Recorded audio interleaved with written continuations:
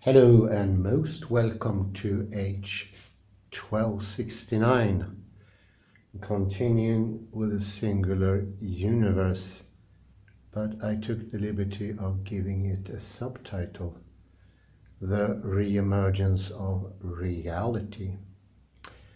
Slowly the realization enters into my mind that this is actually reality itself coming back,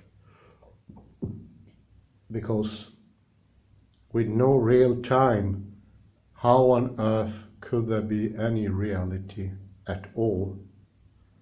And no wonder it could have been.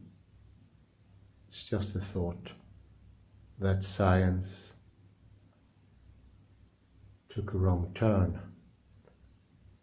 in the 20s, 30s and started to ignoring reality. I was thinking like this: no doubt the observer is part of reality, but that doesn't mean that mystification enters into the game. Maybe the true mystification is to make time non-existent, and that the belief is the non-existence of time. And as you can clearly see here, daybreak has come. With that, not much light, but it's still day. So let us take advantage of this beautiful light, not using the fluorescent light, instead the natural light of the sun.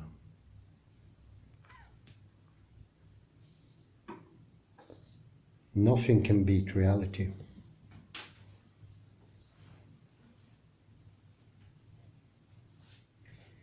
We have mentioned this before, that, for instance, fractality is more healthy.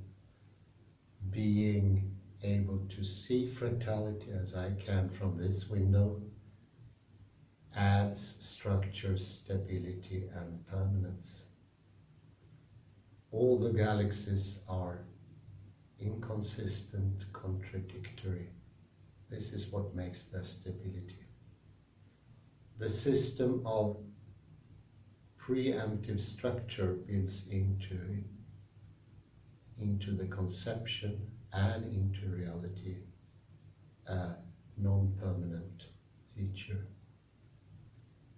The ontic take is in itself non-permanence. After these few thoughts on my own, I will return to the much better intellectually equipped Roberto Mangabeira Unger and the singular universe. I am now at 244.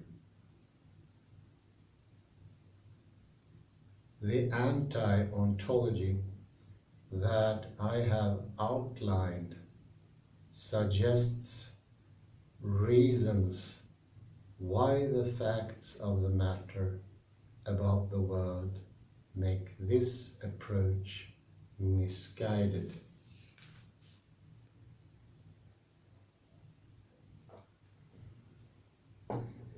Those who defend the present dominant agenda in physics may then respond by acknowledging the ultimate impermanence of any seemingly abiding structure in nature, but then go on to dismiss this concession as largely irrelevant.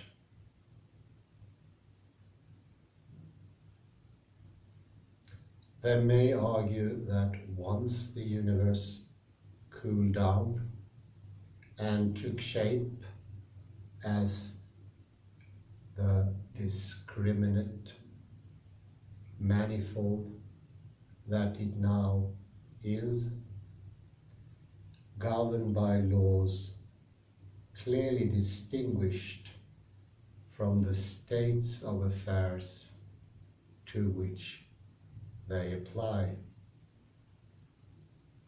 Its structure can be regarded for the purposes of the work of science as permanent and even timeless.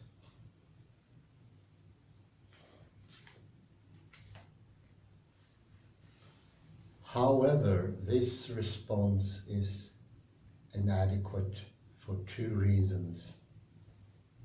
The first reason is that the renovation of the repertory of natural kinds or types of beings are ways in which they enjoy distinctive being, and therefore of the sense in which they are distinctive, as well as of their moods of connection, is susceptible to novelty and change at any moment in the history of the universe.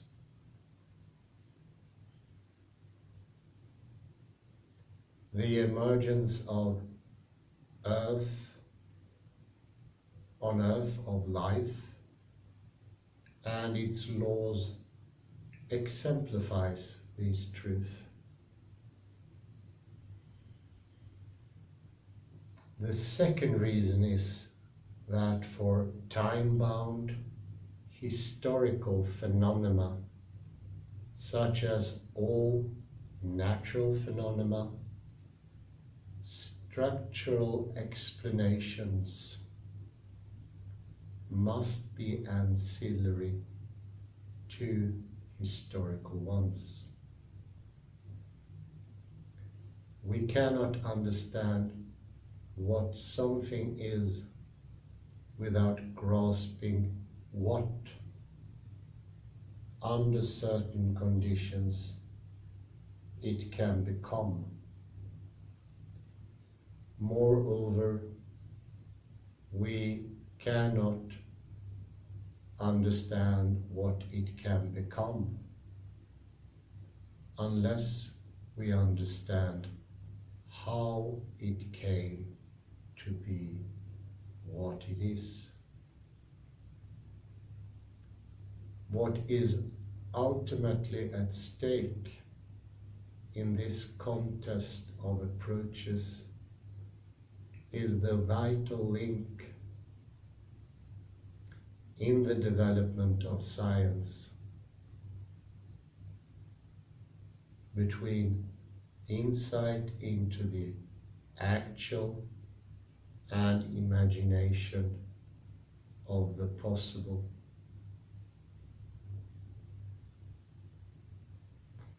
Not the fanciful possible of an outer horizon of possible worlds or possible states of affairs,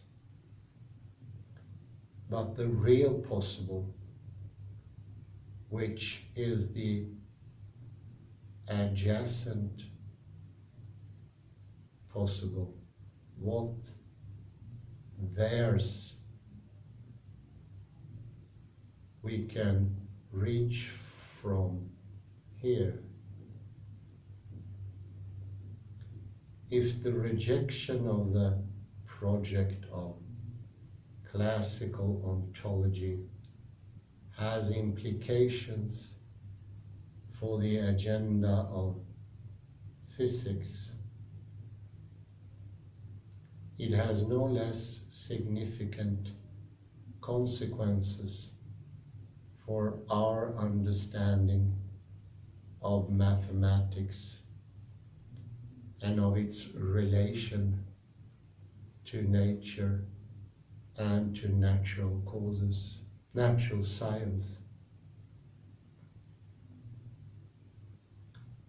For the moment, it is enough to remark on the close relation between the idea that the world has a permanent, fundamental structure, and the hope that mathematics can offer a shortcut to the discovery and the understanding of that structure.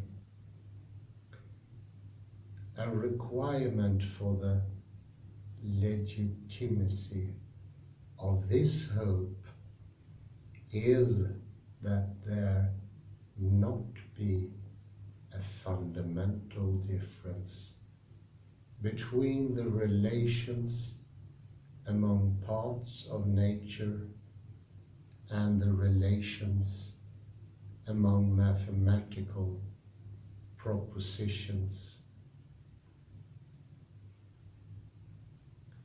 Otherwise, the latter could in no way be homologous or fully representative of the former. However, there is such a difference. The relations among mathematical propositions are wholly outside time, even when designed and deployed to represent movement in time. The relations among parts of nature are squarely within time. The idea of the inclusive reality of time restated. In the light of this development of a conception of time, as well as of the proto-ontology on which this conception rests, the thesis of the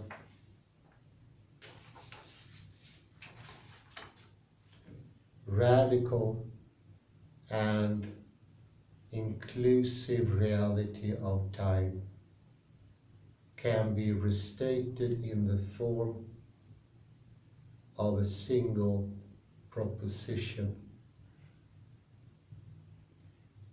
Everything that is real in the world is real in a particular moment, belonging to a flow of moments. A corollary of the idea that everything real is real in a particular moment is that the laws of nature may change. Their mutability is the theme of chapter 5 of this book.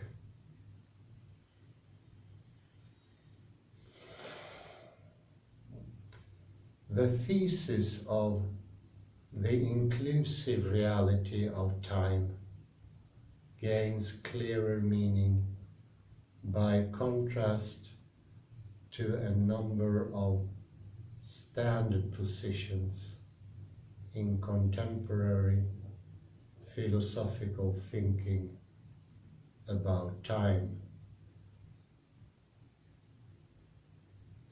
Among such positions are presentism and eternalism. According to presentism, only what exists in the present moment is real. The now has a special significance for science. It is all that really exists.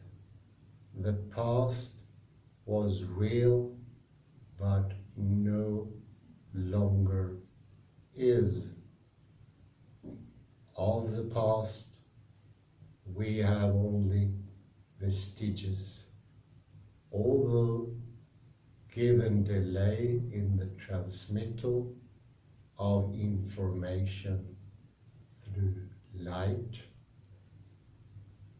the afterglow of the past may live brightly all around us in the now. The future has no reality and is uncertain. According to eternalism, all present, past, and future events are equally real. They are all necessitated by the structure and regularities of the universe. The now matters for human experience. It enjoys, however, no special significance for science.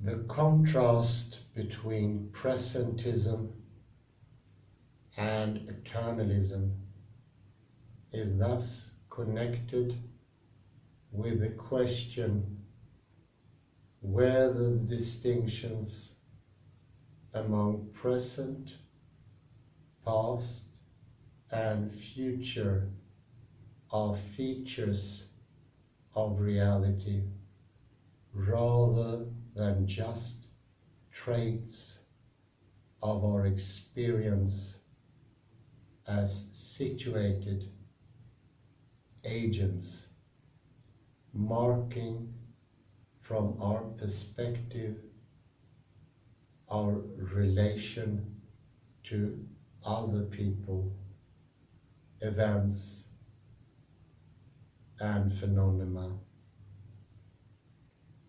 The shared truth of presentism is that in each present moment we can ask in principle, what is real in that moment throughout the universe?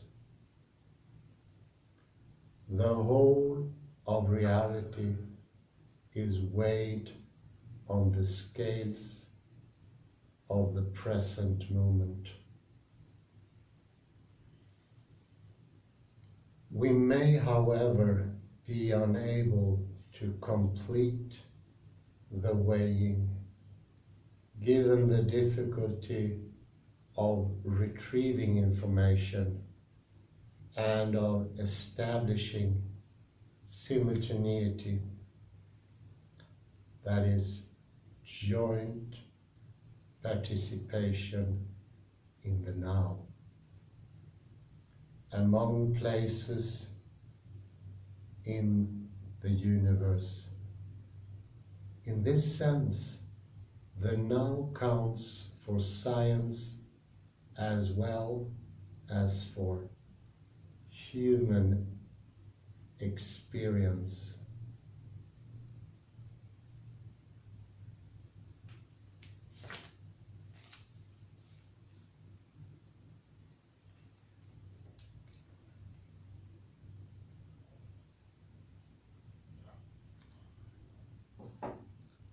The weighing of reality on the scales of the present moment, when combined with the thesis of the existence of a preferred cosmic time, ensures that present, past, and future are characteristics of natural reality in time,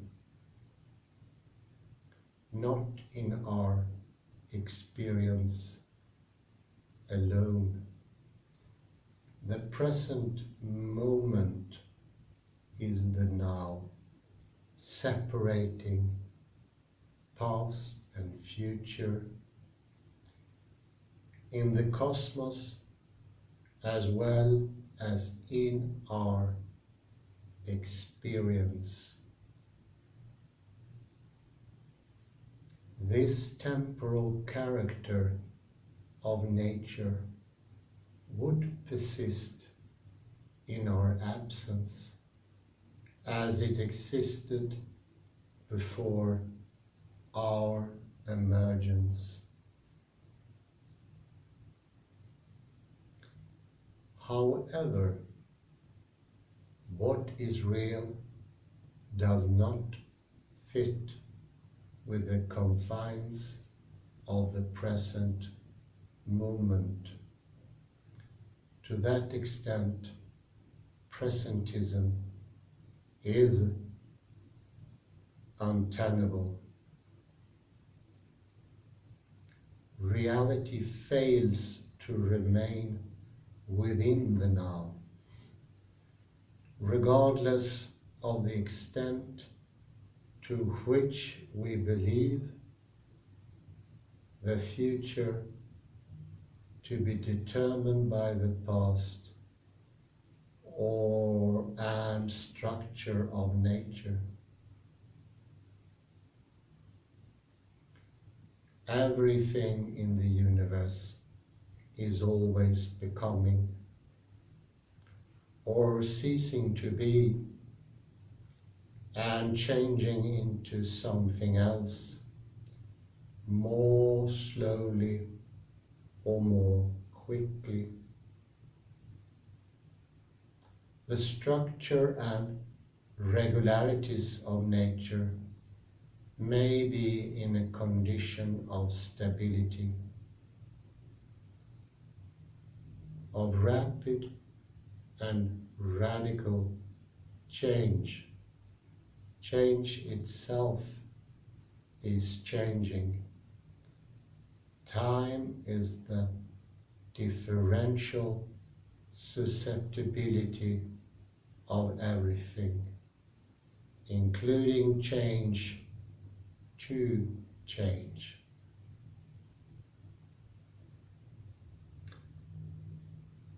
This process of becoming and of ceasing to be is not only real, it is more real than anything else in nature.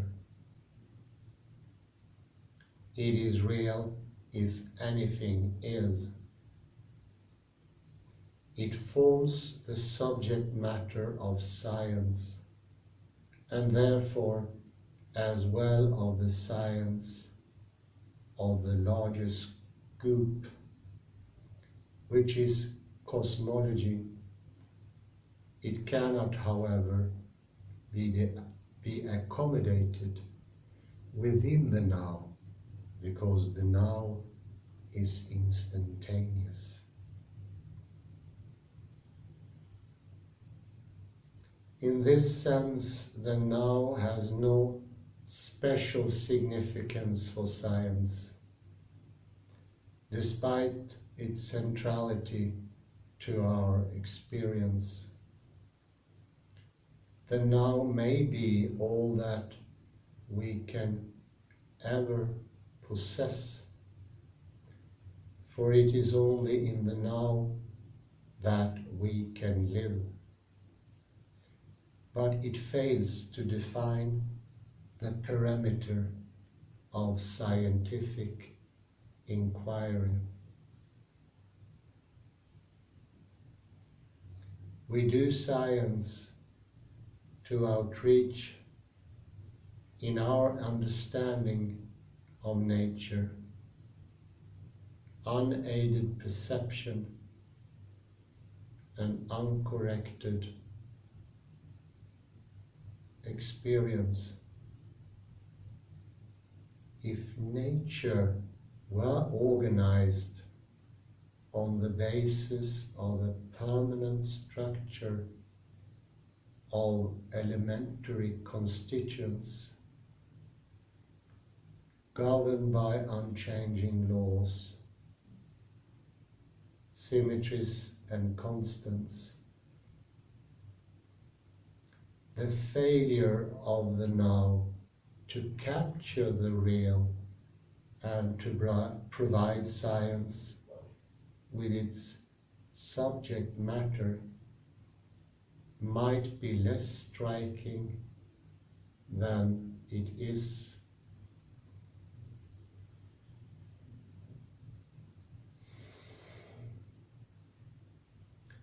All of nature would now be what fundamentally it always remains.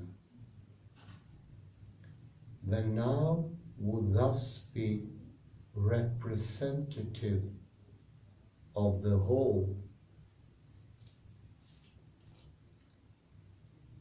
However, it is just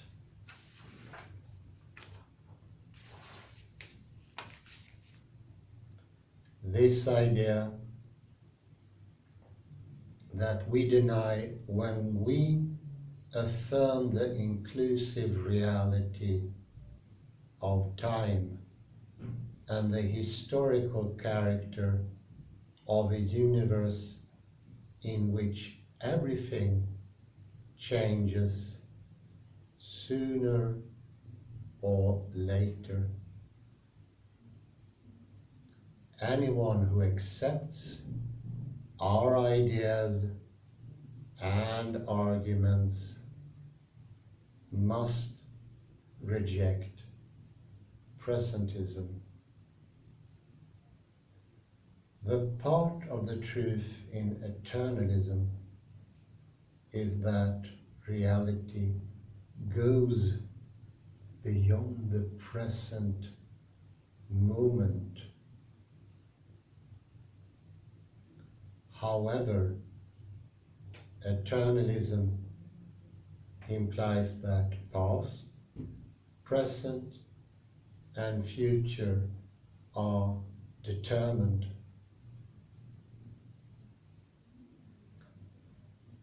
If they are all determined as Laplacian determination supposed, and as today the block universe view in cosmology proposes, they are in a sense simultaneous. A thoroughgoing determinism implies a time-destroying simultaneity of past, present, and future.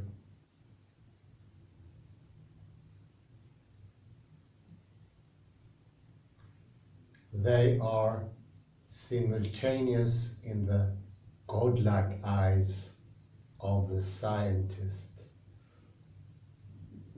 independently of other objections, such as those arising from the predominant interpretations of general relativity to the reality of time.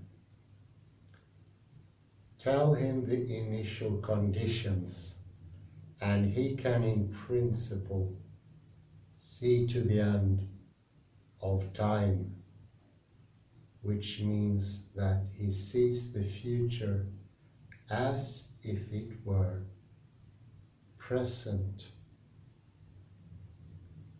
It may be objected that a determined future must still be acted out, just as an actor handed his script must still speak his lines, and just as a patient in the terminal state of an incurable and fatal disease must still die. To this extent, time may exist despite determinism. However, a comprehensive and intransigent determinism eviscerates the significance of these qualifications, leaving no room for anything such as the chance of the actor to forget or to improvise, or of the patient to be unexpectedly cured, or to die for another reason.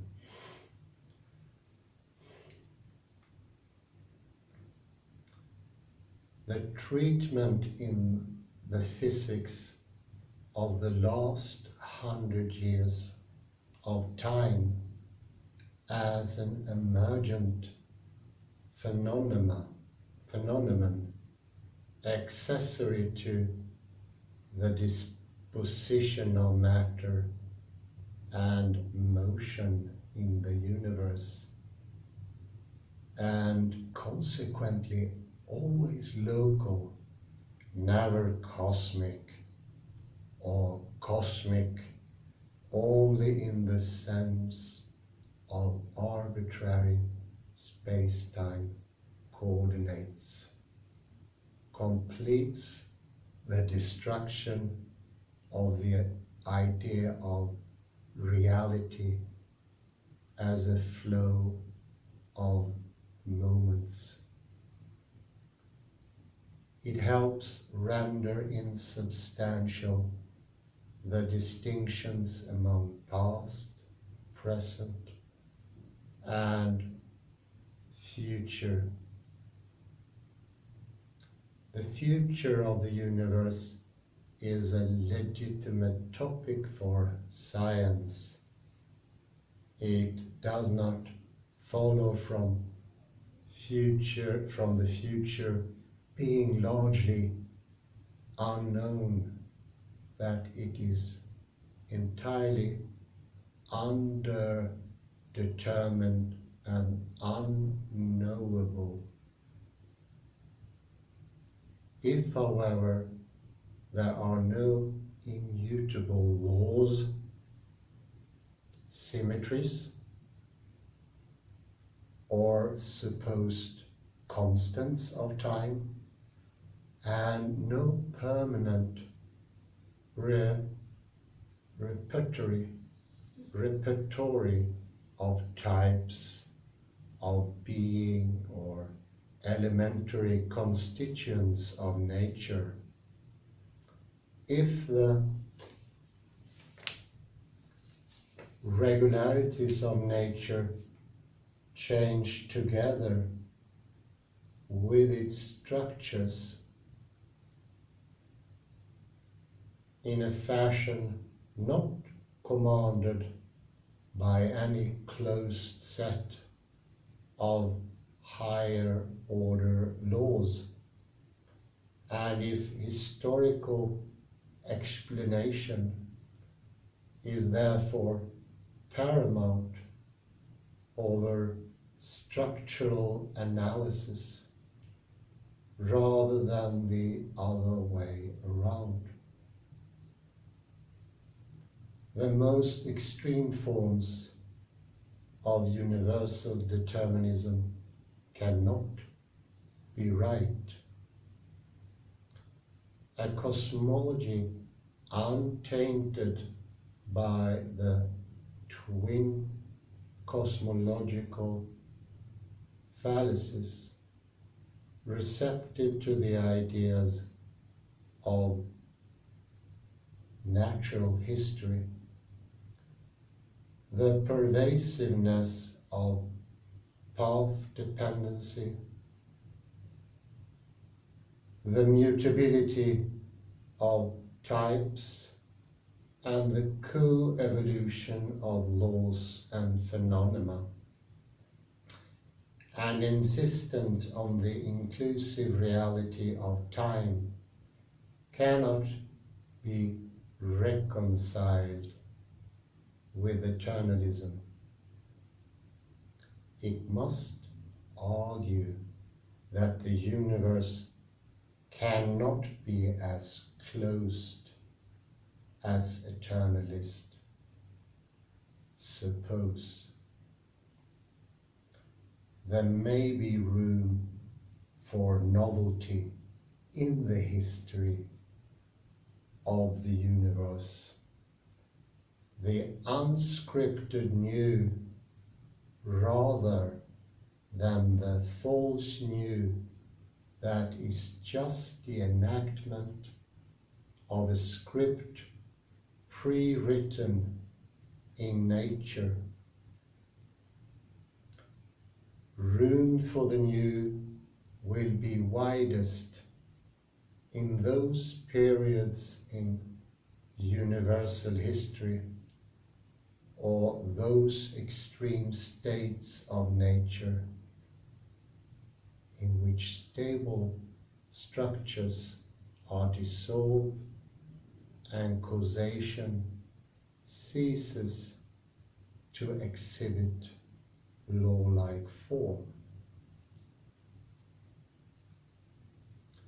In the course of time, the deepening of our insight and the strengthening of our powers may enable us to influence the history of the universe, as well as the history of our planet. If we can already conceive the idea of exploding asteroids before they hit the Earth, why should we assume that there are insuperable obstacles to other, more wide-ranging interventions in the future?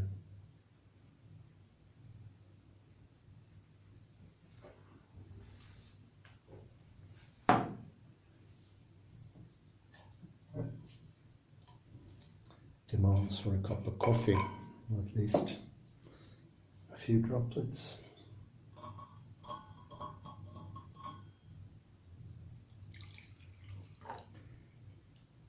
It has a handle, very practical, made by not following determinism, making something new that never ever existed before.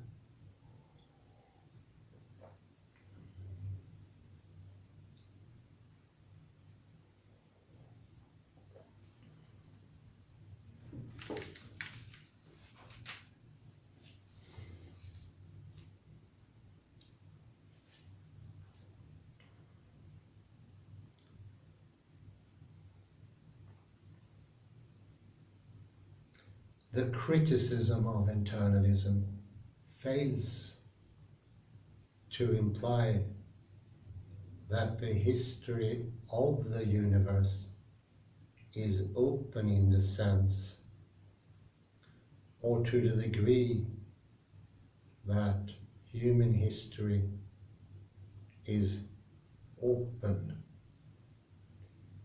nor does it mean that nature is on our side and hospitable to our plans and values.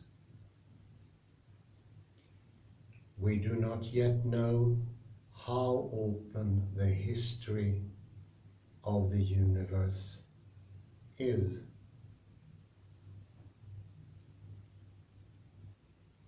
As a result, we cannot yet confidently discern what portion of eternalism deserves to be salvaged.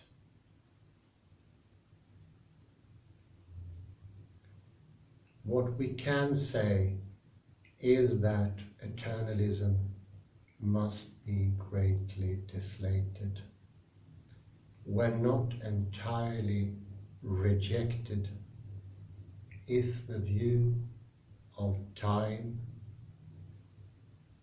and the approach to universal history for which we argue are to be upheld. From being to becoming. The thesis of the inclusive reality of time comes fully into its own when stated and developed in relation to a more general way of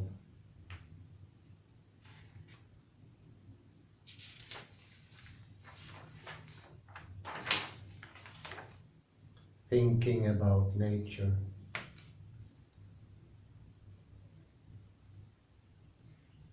Call it the philosophy of becoming.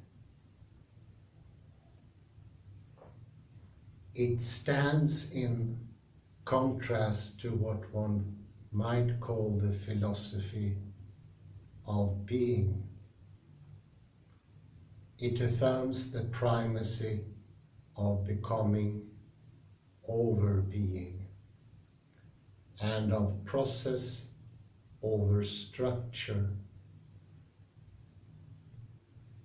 It informs an approach to reality in which the proposition that time is not emergent, although space may be, makes sense.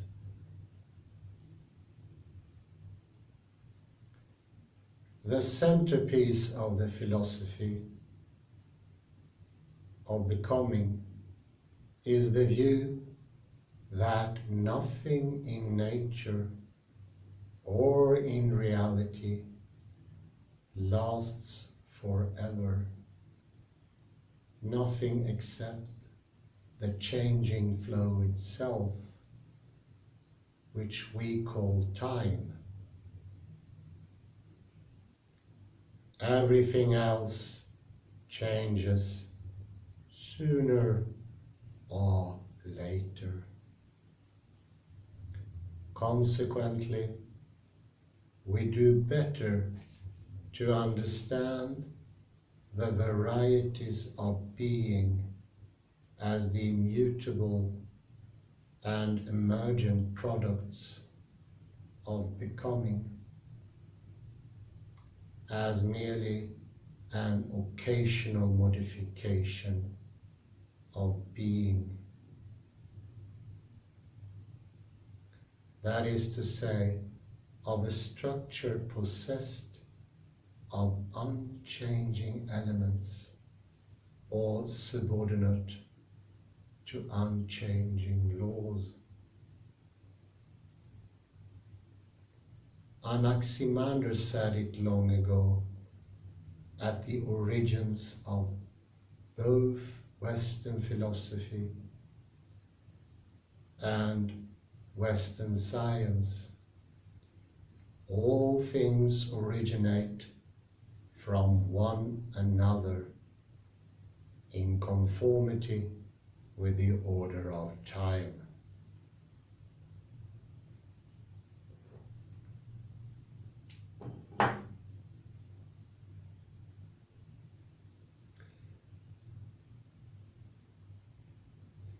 I do not here seek to infer the inclusive reality of time from the philosophy of becoming, or to defend this philosophy on metaphysical grounds external to science. Rather, I argue that the trajectory of science, when viewed as a whole, gives us reason to prefer the philosophy of becoming to the philosophy of being. In physics, from which it remains largely excluded,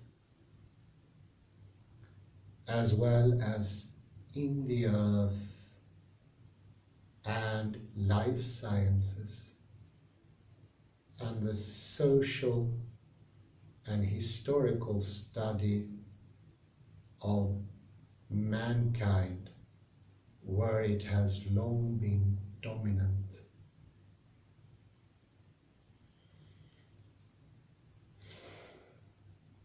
I argue as well for the advantages of making explicit, under the heading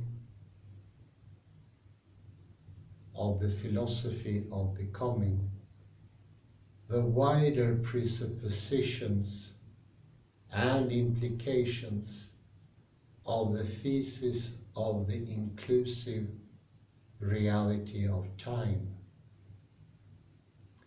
They are, in the first instance, advantages for this thesis itself. Such an explication helps to create a discourse in which our assumptions about nature ceases to contradict these ideas about time. They free us from the need to develop the notion of the inclusive reality in the climate of metaphysical presumptions that are wrongly mistaken for empirical science.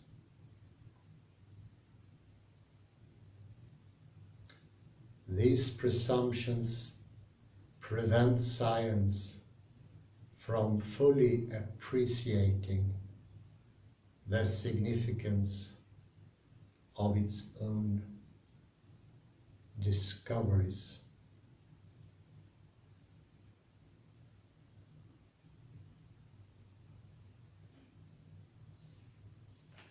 Quite incredible.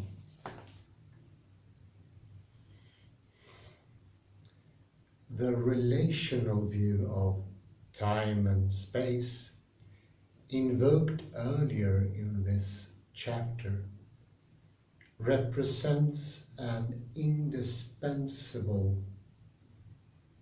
part of the argument of this book. So long as we cling to the absolute view of time and space, regarding them as entities separate from the phenomena that they would somehow house, rather than as orderings of events, we cannot do justice to the inclusive reality of time. We misinterpret the meaning of real and inclusive time. We misunderstand the global character of time in a manner that places it in unnecessary conflict with the core of undisputed empirical insight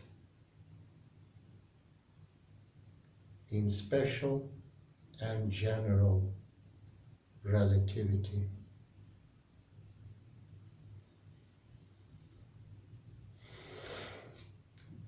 The relational view, however, does not suffice to provide the background that we need to make sense of real and inclusive time.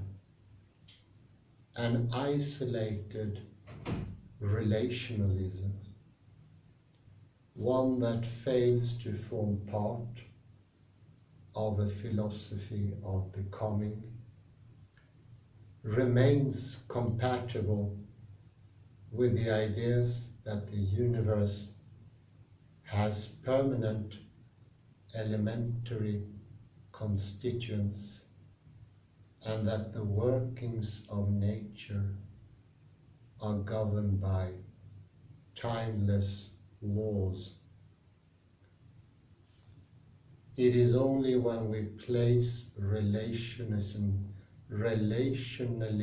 in the context of a philosophy of becoming that we begin to think in a manner that can fully accommodate the singular existence of the universe, the inclusive reality of time, and the selective realism of mathematics. Relationalism, the relationalism that we need, is thus best understood as a fragment and as a step in the development of such a larger conception. It is therefore important to form as clear a view as possible of the content and consequences of this conception.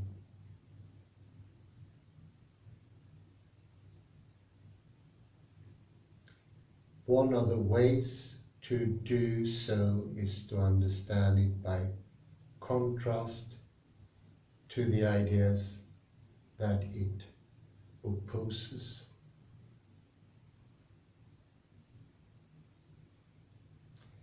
The philosophy of becoming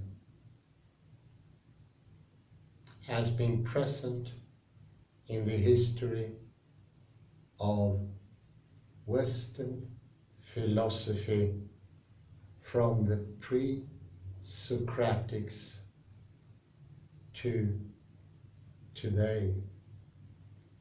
Among its exponents are Heraclitus, Hegel, Bergson, and Whitehead. The list suggests three features of this line of thought.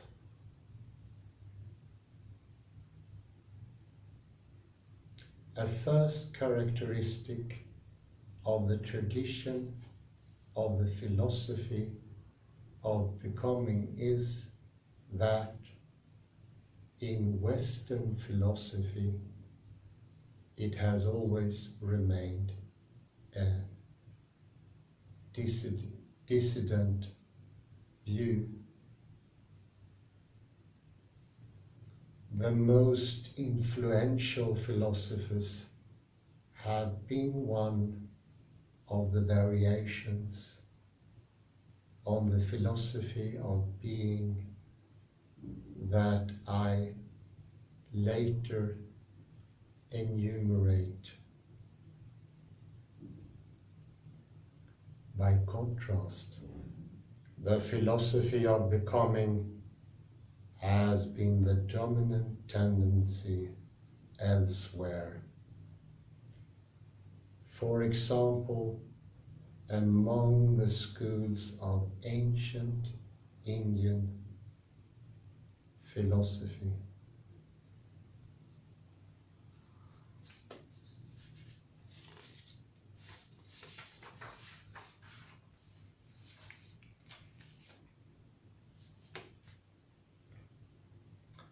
A second characteristic is that it fails to represent a system or even a well-defined tradition. It proposes an approach to reality that has been expressed in markedly different forms and combined with widely divergent ideas. It has been at best a family of philosophical beliefs and attitudes, a largely rejected and misunderstood direction.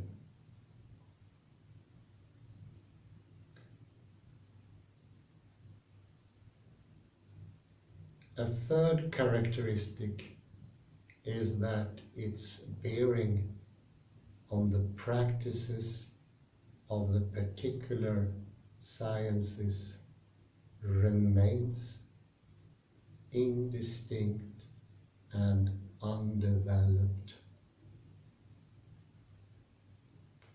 Like many philosophical doctrines, it appears to float above the sciences,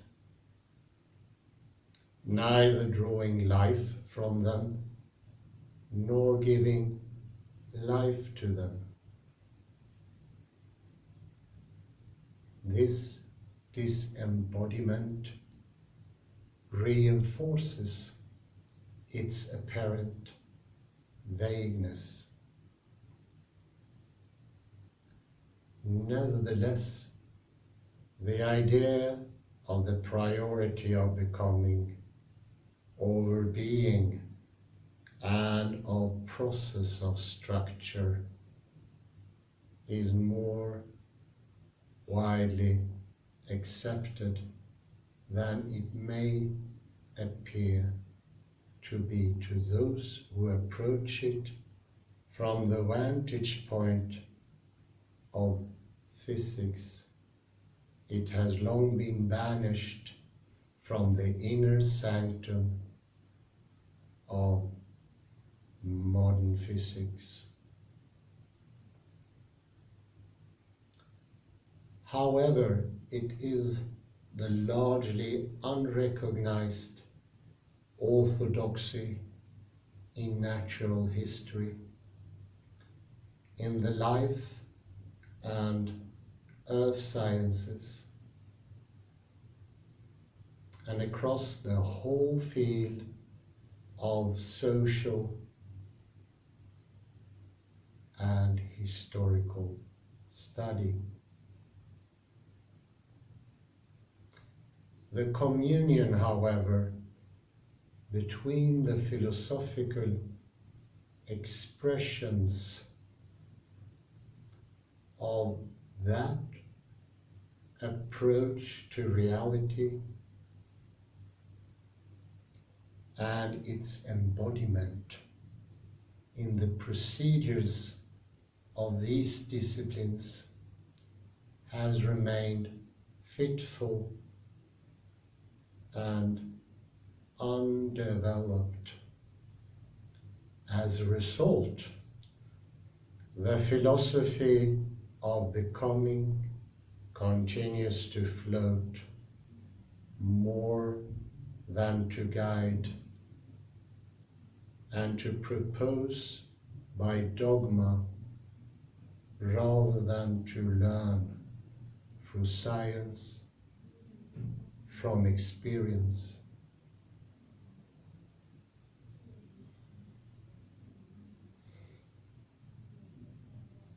Consider now the set of ideas that the philosophy of becoming opposes.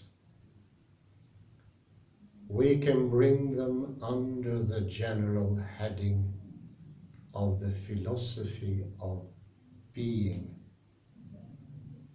It has been forever the hegemonic position in Western philosophy as well as in basic science, especially in physics, as it has been understood from the time of Galileo and Newton today.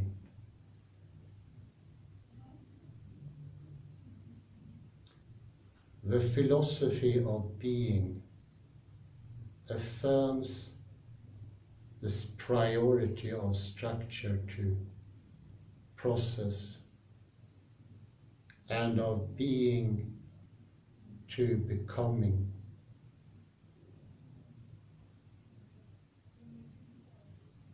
It asserts that nature or reality has an ultimate structure which is the aim of philosophy, science, and even art to reveal. It treats change as the more or less localized modification of structure. Like the doctrine of becoming, the philosophy of being has spoken through versions differing so widely that the unity of its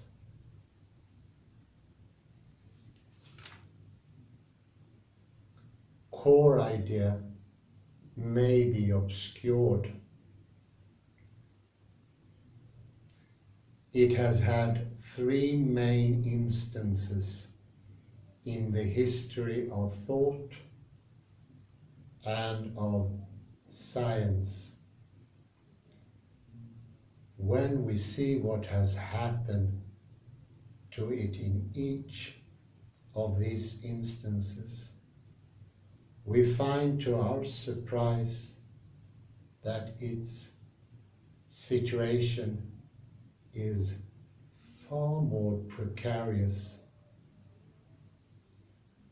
than its persistent and even overwhelming influence might lead us to suppose.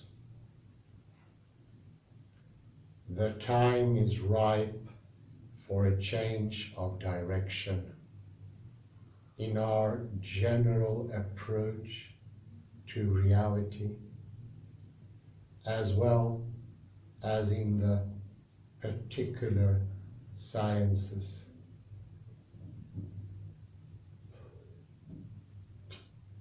The first instance of this, of the philosophy of being, is the conception of a system of natural kinds in the world,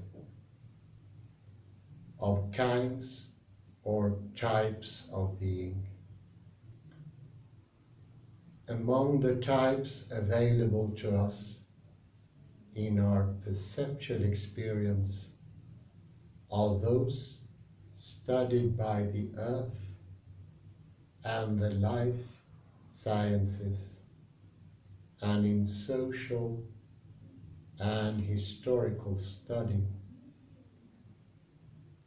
It is the observed division of manifest nature as we encounter it in our daily experience into enduring types of lifeless things and of living organisms, as well as into types of economic, political, and social organization. Such is the inspiration of what I earlier called the project of classical ontology, canonically exemplified by Aristotle's metaphysics. It's a good time to end there. I think now it has become obvious to everyone hearing this that there is an obvious parallel to the few unobserved, unacclaimed philosophers of becoming, and the vast majority have all been of being. There is no becoming in philosophy, or now it entered into the thinking of man, making becoming impossible. This reminds me of a comment I got from my very first lecture in quantum physics, and it was that it saves free will. Richard, an acquaintance from Värmland, if I remember correctly, made a comment that it was a very interesting lecture, but of course free will is an impossibility. We have this understanding in our veins, in our bones, in every little micromillimeter of our brains and thinking. It is here established the complete dominance of being, the ontic mood. It is the mood of today. No change, no real change is possible, because all is governed by indestructible, immutable, unborn laws who never ever can change or have changed, fathered by an illegit parent, the initial conditions, never exposed like this before anywhere. And I realize my reading of Heidegger and Heraclitus will strengthen immensely. For without this understanding, I, or anyone who reads it, will be indefinitely stuck in the immutable laws, and the understanding of the why question or that fire and coolness is the same, will be blocked. And it will be as the reading I made of Heraclitus in my first philosophy course. The idea of becoming for all of us in the class when we read Heraclitus was of an impossibility. No one, not even in the book, saw it as anything else as an odd incident, or that he was nuts, but interesting. Now, this is a definite difference. This is to take becoming serious for the first time ever.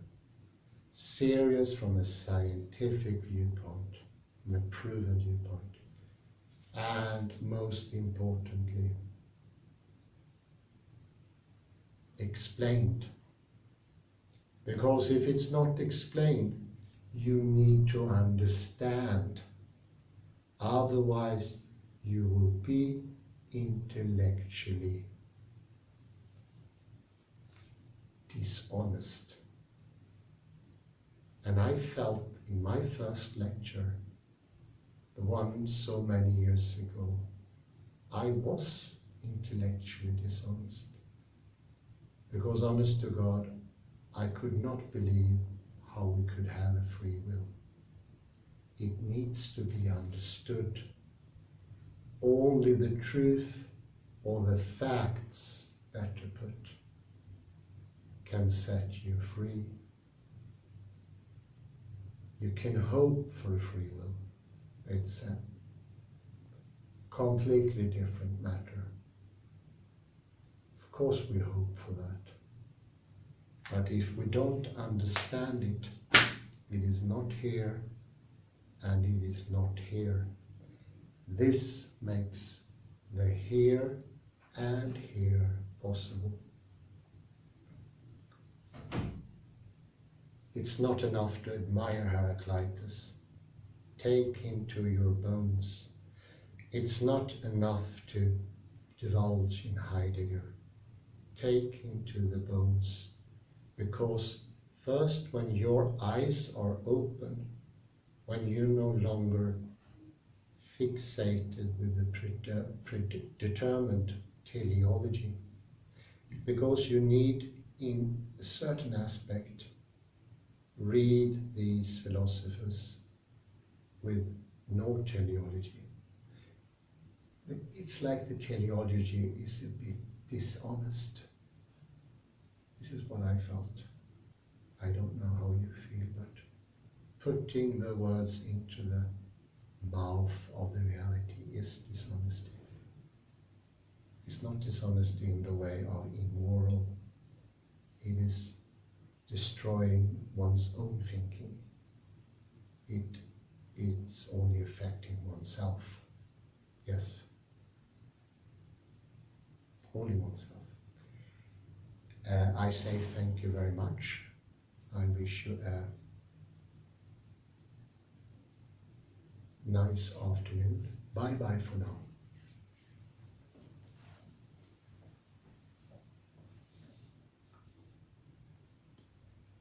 And we end with this view.